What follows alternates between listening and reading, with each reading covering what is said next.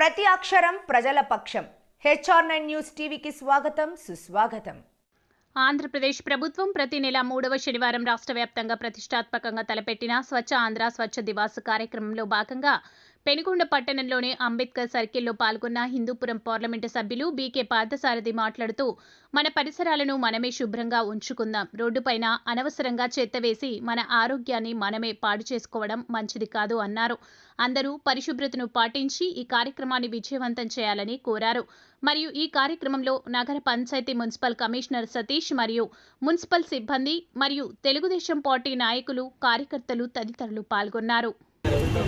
ఈరోజు రాష్ట్రంలో చూసినట్లయితే ఒక నూతన ఒరవడికి శ్రీకారం చుట్టి ఈరోజు ప్రభుత్వం, ముఖ్యంగా ఈరోజు తెలుగుదేశం ప్రభుత్వం పాలన కొనసాగుతూ ఉంది. గత ప్రభుత్వంలో చూసినట్లయితే జగన్మోహన్ రెడ్డి పాలన ఒక చీకటి అధ్యాయంగా మనం పేర్కొనొచ్చు. అన్ని వ్యవస్థలు కూడా నాశనం చేసి రాష్ట్రాన్ని భ్రష్టు పట్టించాడు. అయితే ప్రజలంతా కూడా ముఖ్యంగా చంద్రబాబు నాయుడు గారి మీద ఒక నమ్మకం, ఒక విశ్వాసంతో ఈరోజు మరి ఒక్కసారి తెలుగుదేశం పార్టీకి పట్టం కట్టారు.